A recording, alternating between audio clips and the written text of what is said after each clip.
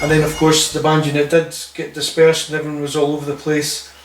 And then I stayed with the band for a year after I stepped down.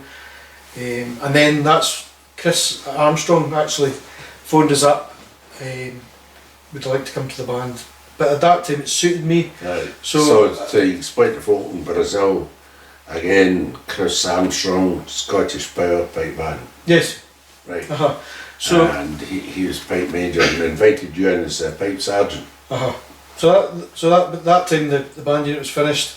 I was comfortable in another role and didn't need the unit or the band. So joined Chris, and that was another. So that was 13 years with Scottish Power. And is it as long as that? Yeah. That's an awful long time, isn't it? If you'd asked me, I'd have said 5 or 6, but it was 13. And we had a really good. I've got a lot of admiration for Chris. Really, I didn't realise actually how organised and how, he'll not mind me saying this, but he's quite anal about a lot of stuff, and everyone's got to be. So there is a lot of things that he's got his finger on the pulse with, all that sort of stuff. He's all quite sort of scientific with his approach and things and how things should be and everything, and very meticulous, you know. And he's I was very, very impressed with that, you know, and still is, still with very good pals yet. No, but I think that's Scottish Power were out the prizes. They weren't in the prizes when I came, and then just through being with Chris, and it was, I think, where I changed the dynamic was, Chris probably won't mind me saying this, but he was very good. The overall, you know, the final tune and the finesse, the polish, putting the sort of polishing touch on everything. Yeah. But at the practices, you know, he would take guys away 1-to-1 tuning, and I would be hammering, you know, the wee bits, you know, and again. Yeah, right. But I don't think Chris has had the time for that, you know. But I did, and that's where I was, you know, ruthless and hammering the wee bits of phrasing or whatever that Chris would maybe want, you know. So between the two of us, you know, I think it really, it proved it. That next year we're 6th, we're back in the prizes, and then that was it. We were never out, don't think we're out the prizes. Right. I think maybe twice after that in the 13 years. So we're right up. We won the British Championship again, just latterly, and then we're coming right up. We were 2nd at the Worlds, and you know, really good.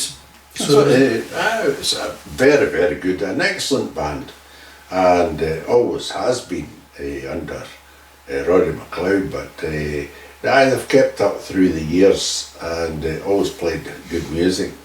Some of the music was Chris's own tunes. Yeah, no, a very good composer and arranger and stuff, and that overall musical mind and brain for that, he's phenomenal, you know. And like lots of other guys in that position, wasn't frightened to stick his neck out and play something different in medleys and stuff. Yeah, no, that's true. Yeah, no, he was very focused on things like that as well. We'd be doing stuff, but then we'd be pushing things, you know. So he played it a wee bit in the Lamenford Mary McLeod and one of the medleys, am I right? That's right. Yeah, and that stuck. That sort of repeated itself for a few years. There was, I suppose, it's like anything when you've got something that works really well and the audience can relate to it, and that variation, you know, is so melodic that you can't. It is. You know, and the drum corps had a great rhythm behind it, and it just sang at the end of the medley, you know. And then the wee reprise of it between Gold and Brown, another tune that the Power were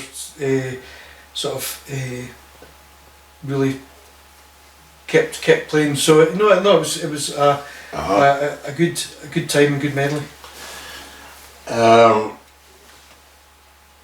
Johnstone Pipe Band.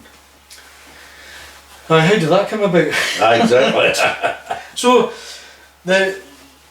what happened was, with doing a lot of teaching and stuff like that, I was involved, because that's myself and Donald McPhee went through the elementary, intermediate, advanced, and then he says, oh no, there's not adjudicating course this year, you're going to have to do the RSPB instructors course. So we're going, another group to jump through, and so we did that, and then we're still waiting. But so that got me sort of qualified as such, or recognised within the RSPBA. So then Keith Bowes Senior, actually, through the Johnstone setup, every year from October to December they run the PDQB levels from 2 right up to 8. So they've got kids there, all levels, and it wasn't until I was going over and decided I was going to put Peter, my son, over to go through the levels. It's a great, somebody else other than me teaching him. He's mixing with our kids, because at his school there was no band or such, or no tuition. So this was just to give him a bit more variety and stuff. So of course I'm over there dropping Peter off at the Johnstone Band Hall, and old Keith, I'm there the second week, he says, are you going to be dropping him off every week? Yeah. You know what's happened now is, he says, oh, because I've got too many in this level 4, you can take this off. And so that was me. So I've been doing that 6 or 7 years now, every winter taking kids, and I'm really enjoying that, because you're seeing kids that were on level 2 now going through level 8, and they're playing decent Pibroch, and they're really, it's not all to do with me, I'm just taking them through that level of course, but it's the tuition they're getting in school from young Keith Bowes Junior and stuff, great with getting all these kids to a level and bringing them on, so that's what happened. So every year that I was going there, young Keith, who ended up taking over the Johnstone Pipe Major, he'd say to me, oh, come on and join the band, and I'd say, I'm happy. No, I'm not. So then the next year, come on and join the band, No, I'm fine. So then next year, come on, and will you come as pipe sergeant? And I says, well, I'm happy enough with the Scottish Powers pipe sergeant, I don't need to. Yeah. So no. And then he says, look, I'm really wanting to change stuff and throw things about a bit. He says, what about coming in as pipe major? And I'll if you want me, I'll stay as pipe sergeant, and just to get a different dynamic and different direction on it, to keep the momentum going. Because we're doing great. I mean, they won the worlds. Young Keith had two world championships in grade 2, and then into grade 1, and doing well. So that it is a band that's got momentum. So I thought, well, that's different now coming in as pipe major. And I thought, do I just stick it out here with Scottish Power, or do I have a last sort of chance at doing stuff? Yeah. And so I thought, you know what, I'm going to go for it. Especially when he was going to stay, and Gordon McCready had joined and stuff. So there was a nucleus there of guys that I know and could work with and stuff. So that's what happened. We ended up going along, and this is now 4th season. And you're playing cool chanters in McCallum. Yeah, we're always sort of dabbling with stuff, so there might be another slight change. We'll just wait and see how that goes. There's testing ongoing at the moment, but playing the Kel chanter, just a slight change to it, but and it's this winter just passed. We'd lost a couple of players. We'd recruited a few in, so we're okay numbers wise, but it's just been when you try to build momentum and go forward, I think with just the way the RSPBA is at the moment, with not being able to confirm the majors in advance, we were still December and only had 3. Very, very difficult for pipe bands. It's a huge knock-on effect to try and get people motivated and get out to because they're going, well, what's... And what about the minor competitions? Are there any that you can go to? Yeah, there is, and this is where the Scottish calendar doesn't fall as neat as the Northern Irish calendar. They can always get a major the week, a good minor competition the week before any major. Scotland's been slightly different with that. Although this year we tried to get out to Mark Inch, but the closed entries and stuff, So we do try and get out, and we will this year. We'll go to Edinburgh, Aye. the Edinburgh competition held at Watson's, and we'll I always definitely we're not a band that's there for the 5 majors. No, you do too much. Aye, much work just I to think do it's that. great for the band that just get out and play. Aye.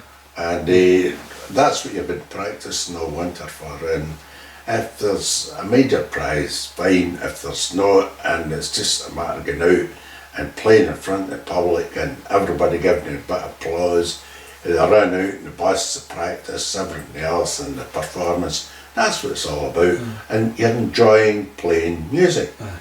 Then the usual, you get asked for here and there. Once people know that you've got a bit of time, they're asking you to do this and that.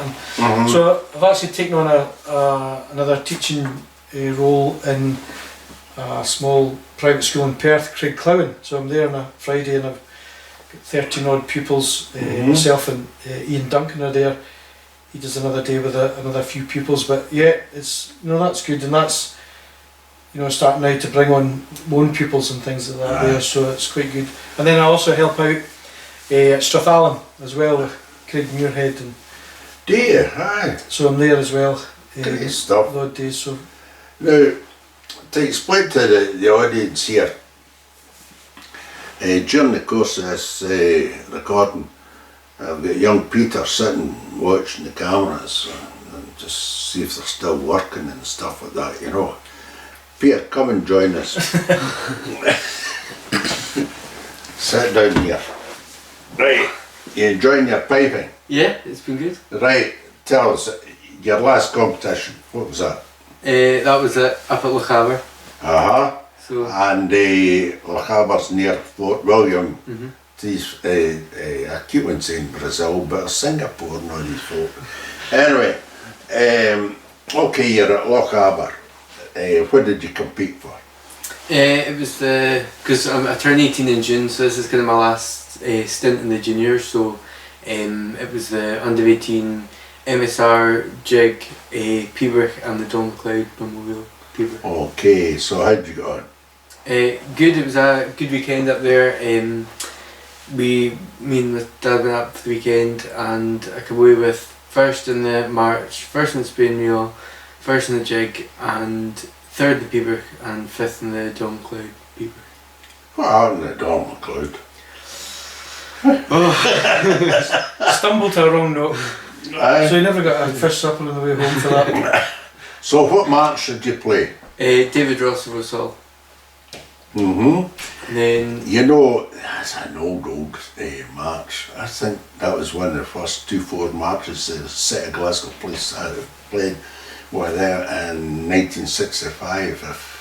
That's And actually, ironically, quite a straightforward tune, isn't it? David Ross Hall, the famous sporran that John Dee wears in a lot of his Aye. photographs, and Aye. that came from David Ross Hall. So- So I've actually, I'm still in contact with Sheila, his widow, and I bought the sporran off her. She gave me first refusal of it, so I've got that I'll sporran, make a photograph of this morning. and I've got the To letter. go along with your first prize in the match. So there's letters of correspondence Aye. dating back to 1974 and 75 with David Ross when he was down in a home down Aye. in London, Mm-hmm. offering John the sporran and stuff and Aye. stuff like that. So Right, so Spade Wheel, what was it? Maggie Cameron and Drumlithy. Good. So yeah, and then I played Donald McKillop as my jig, and Mark Silvergale Salute for my Pibroch, and I had to play Caberfrey Gabra for my Donald McLeod Pibroch. So. Was that him telling you to play that? Good tune, mind you. But so who taught you the other Pibroch then? Just my dad is the one that's been teaching me from the start. Yeah. So. Do you think to progress any further you'd maybe need a decent teacher? well, actually, one of the prizes was the winner of the March to Spain Reel was a week tuition up in Salmarostig. So he'll be up there. I think it's Ian McFadgen that teaches that. So you'll get a week up there with Ian. Ian, I interviewed Ian many years ago. Ian stayed across the road from me in Shawlands when they got married. before he moved up north, you know, and I had been in his house and taught him a couple of tunes. That was he in Cardonald as well? Aye, Carroll Drive. Yeah. And of course Wee Donald was there as well. And he was Cardonald Gardens. he was several miles away actually. But 2 miles away. Aye. And across the bridge from where Don MacLeod stayed is Pollock. Mm. And it was and that's where Norrie Gillis stayed, was Oh. brought up. So Yeah, quite a nucleus in this Aye. small area. aye.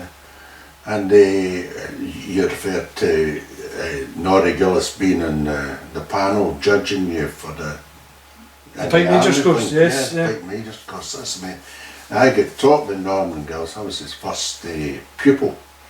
It's when I was young, 16. Wow. But anyway, that's it. So, what other prizes have you been winning recently? I got a second and a third at the Piping Centre Junior Solos, and I mean I missed out on a lot of the kind of under 15, under 13 competitions because of lockdown and COVID and stuff. So it's just been for the past 2 years or something as well. You've been able to compete properly. Yeah, come right out. So there's a few of us, especially with the schools band, we've been going around the games together, so no, it's been good. That's fantastic, huh? So, of course their band won the World Championships in 23. 23. So he's a world champion winner before his father, which is... There you are. What's the name of the band? Tell Renfrew Schools Pipe Band. Renfrew Schools Pipe Band, you heard it here. So my daughter Anna, she's a tenor drummer in it as well, so Right. it's much, riling of boasting that they're 2 world champions before their father, which is... You'll never be one. But fun enough, I was with a set of Glasgow Police who got beat a tenth of a point and then a quarter of a point the next year by Muirheads. So I can realise the disappointment of not actually getting it, you know. But that's great. You're enjoying your piping, Yeah, it's been good, and especially because now with the band and that, and the games, we've been in contact with players from all over the world, so we've got good friends in Canada and New Zealand and things like that, so it's been great. Now, are you playing with the big Johnstone band? Hopefully next year if I pass the audition in the in the summertime. For goodness sake. You're winning all these prizes and you're not playing with a big band. So the thing was, this is where now the Johnstone setup were heavily supportive of the Renfrewshire Schools programme. So you're not wanting to pull people out. They were in New York this April. Aye. So that was the whole thing, was if you come to New York, you've finished the rest of the season. Okay. So now I was actually more looking forward to next year, because now this conveyor belt is now starting to be fruitful again. So we've got a good number of players to pick from now coming through to the Grade 1. How do you like New York? Oh, it was good, yeah. What did you do there? It was a good experience. We flew over and did the Tartan Day parade, so it was 6th Avenue or something. We played down there, and we did a thing at Bryant Park because it was Oban High School and Falkirk Schools came over as well. So we did a kind of performance at Bryant Park before the parade and Well down done. 6th Avenue. So. Well, you're the youngest interviewee for Pipers Persuasion. That's fantastic. Well done. Sitting here with the oldest. Listen, folks, thanks. I think we're just going to draw it to a close now with the Mackay families and their life in piping. And thanks very much to both of you for your help. And Well, I can't close without thanking my wife Esther, Okay. who's the absolute rock in this family, Okay. who keeps us all right. She's the pipe band widow now, with Peter and Anna both playing in the pipe band. Aye. So she's put up with a lot. So I can't thank her enough for all what she's done and doing. So I want to put that on record. Well, that's a very nice finish. So we'll just draw it to a close by thanking everybody. All the best. Thanks. Hi, good morning again. We're sitting down at McCallum's bagpipe factory and doing a completion to the interview of Donald Mackay. Donald gave an extensive, very good interview at his house at Crookston, and we thought about a couple of items that we could add it on that was missed, to be frank, in the original interview. So we'd like to do this, take this opportunity of covering just a couple of minor items that might be of interest to you. So without any further ado, I'll ask Donald just to take my seat, and we'll just continue. Thanks very much, folks. Hey Donald, hello again. Hi. You're working down in the factory here. That's why we're sitting here recording, and you do a wee bit part-time work here, I understand. Yes, I've come down here since February last year, so February 24 started When here. you left the police? Yeah, Retired so just from a few police. days a week here. So Aye. So you're quite enjoying it? yes, kept going, very busy, getting out small pipes and just small orders pipes. and bits I and know, pieces, that's refurbs and stuff. That's the stuff. Yeah, very good. Well, it's what you like doing anyway. Now, we covered a lot of stuff in the original interview. You'd like to mention, just apropos Riang, Edinburgh tattoos, and you'd a video clip which we're going to show. So, what happened about the tattoo? Well, tattoos were quite a funny thing in the army, certainly for the Queensland Highlanders and Highlanders. I don't think the pipe majors early, when I joined, were keen to do these tattoos. You know, they're great looking back now, but at the time they are very, very time consuming, very tiring, very, tying as well. So take up a long time before and even afterwards, I suppose, catching up and leaving and all the rest of it. Exactly. And that's what happens when you're in the battalion. You'll be on exercise or you're on operations, and you'll come back, and then everyone else just goes to daily barrack room work and internal sort of training. But yeah, the pipe band, they're away, poof, Edinburgh tattoo or this. But no, I did about 3 or 4 Edinburgh tattoos. Each year at the Edinburgh tattoo, each band that's represented, they do their sort of lone piper, so managed to do that twice, which was quite an honour. 1997, I had quite a sort of integral role in that, where it was myself and 2 Royal Marine drummers started off the finale of the Edinburgh tattoo. So it was place was in total darkness, and the 3 of us slow marched down the Esplanade to the Sky Boat Song, and then the whole cast came on, continued with the finale piece. So I would go down there, slow march down, come off there, and then have to run right up, because I was solo piper as well, so I had to go from the bottom of the Esplanade right up to the top of the ramparts there to be ready then to, What tune did you play when you got to the top? The first time I played it was Often a Stilly Night was the name of the tune, and then the other time I played, I think it was Sleep Daddy Sleep or something. Aye. So it's always that used to be the standard tune, didn't it? The Sleep Deary Sleep. Give us a couple of bars of that. Well, for a lot of them, and dot and dot.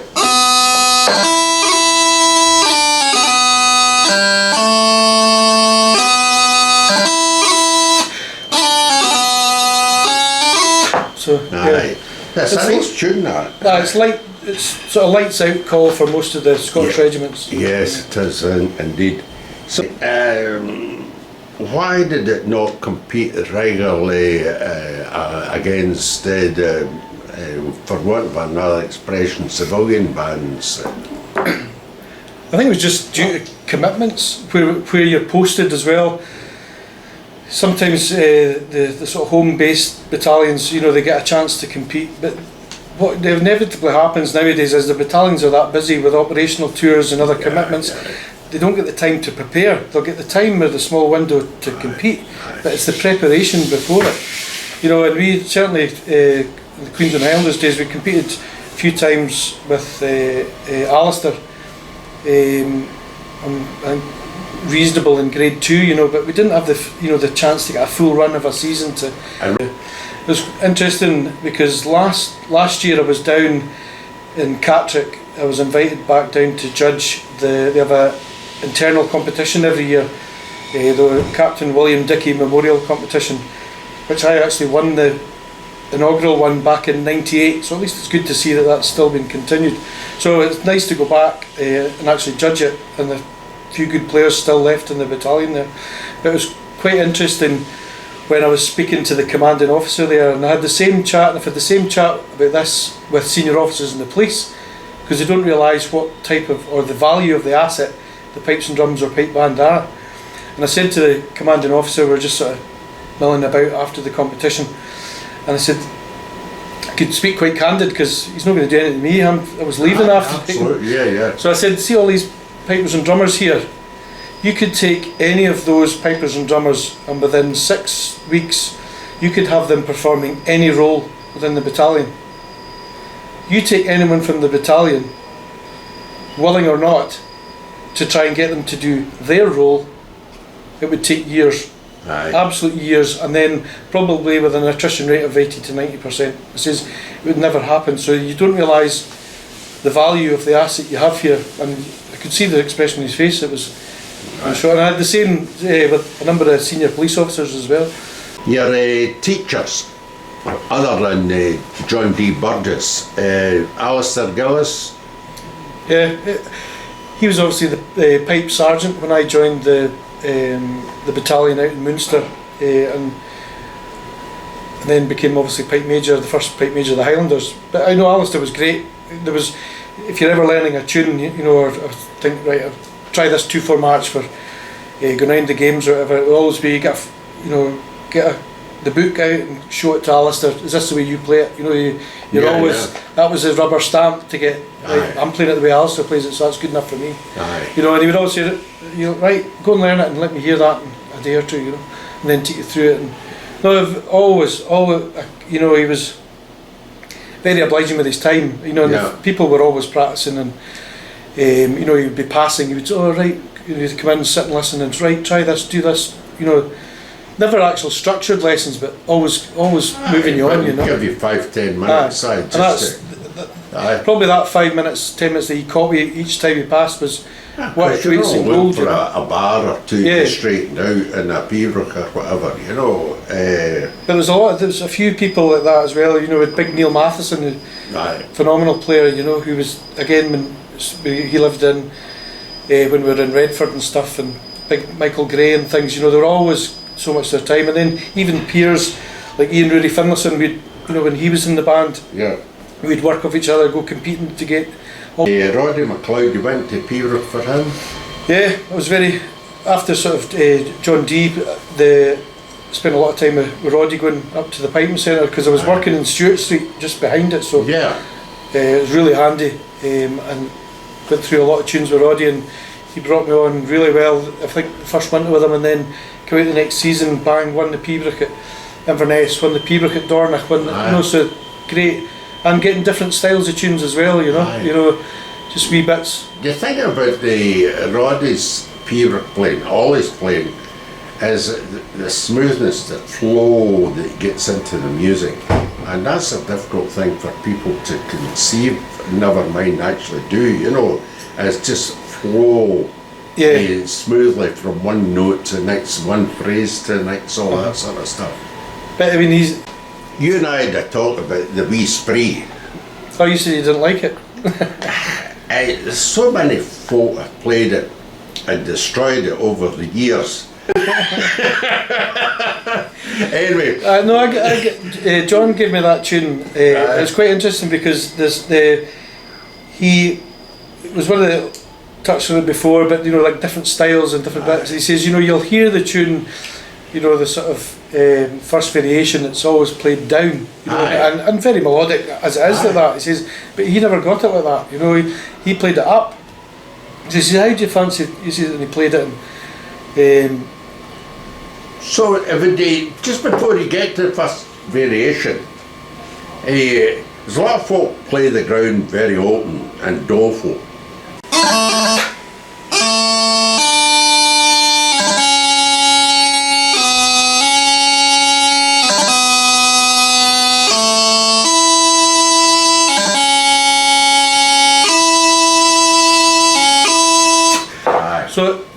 that. It is, everything's played up there, so I don't know why that variation's played down. You know, So the first. He says, no, we're not going to do that. He says, I got it played up. I don't like it. So when you play it up, it puts a totally different perspective on the whole tune. So instead of, so you go.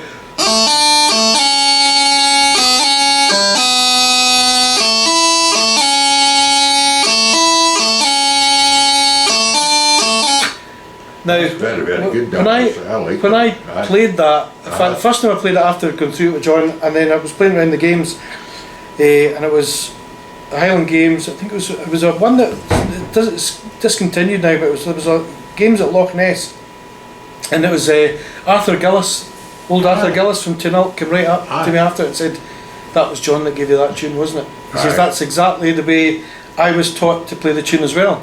But he said, now I got it wrong. When he was told to play the variation up, he just played it straight. He says no. He says that two note pulse was 2-note pulse. That's the way, and then he was corrected, and then that's the way he got the tune. Does anybody play it without the pulse? No, I would say that's probably never heard. I've never heard that being played by anyone. So it's either played down or played up with a 2-note pulse. And how about the toddler and just the same as you would. As you would normally. Because you're playing it up there again. Exactly. Aren't you? Yeah. So it's just interesting, just the wee difference of he would give a wee bit. About the Scottish Power, you did a couple of trips and a couple of concerts. No, just basically recapping the time in Scottish Power with Chris. You know, I think we were very fortunate. We did the Energy concert in 2011, and then the concert we were at, World's concert again in 2019. But the one in 2011, that was, I think it could only be Scottish Power that could do something like that. We had, the second half was all in B flat, and we had a 30-piece orchestra with us and stuff. It was phenomenal night. So I think that's probably a regret probably of Chris's as well, that we didn't actually capture that and record it. We played a few of Martin Bennett's tracks. The Mackay's Memoirs did the whole piece. Yeah. Had the audience singing and stuff, and a great, magic ending to the. We're very fortunate in Glasgow to be able to listen to these presentations. And folks, thanks very much for listening, and thanks very much, Donald, for tape back. Well, thank you, Alan. Sorry to be avoiding you for so long. No, thank you. Cheers. Okay, all the best.